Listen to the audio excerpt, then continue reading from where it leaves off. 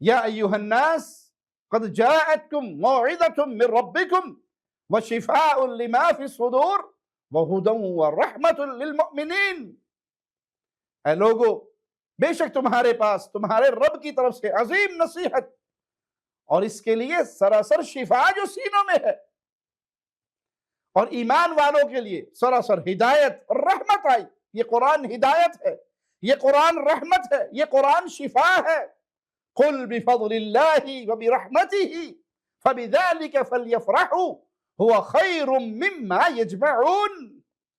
کہہ دے یہ اللہ کے فضل اور اس کی رحمت ہی سے ہے، سو اسی کے ساتھ پھر لازم ہے کہ وہ خوش ہو، یہ اس سے بہتر ہے جو وہ جمع کرتے ہیں۔ یہ آیت اہل ایمان اور اہل قرآن کو خوش کر دیتی ہے۔ فضل اللہ سے مراد ایمان، رحمت سے مراد قرآن، اور قرآن سے محبت کرنے والا، قرآن سے پیار کرنے والا، اس کے لیے تو فرشتے اترتے ہیں اور یہ تلاوت کرتا ہے، فرشتے قرآن سننے کی جستجو میں رہتے ہیں۔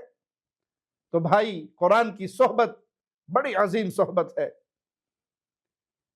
یہ قرآن کی دوستی بڑی عظیم دوستی ہے۔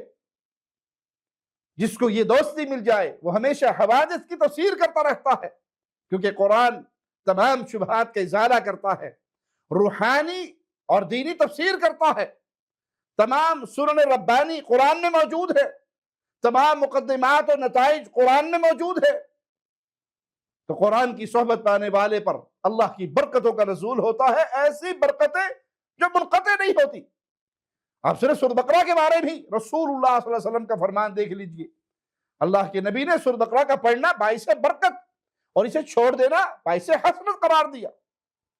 سورۃ بقرہ کو پڑھا کرو، فَإِنَّ أَخْذَهَا بَرَكَةٌ، اس کا پڑھنا باعث برکت ہے اور اس کا ترک کرنا حسرت ہے۔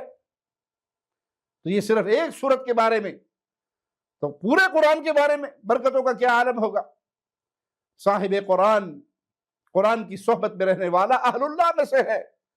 اللہم اجعلنا منہم ومعاہم وفیہم، وہ اللہ کے خاص بندوں میں سے ہے۔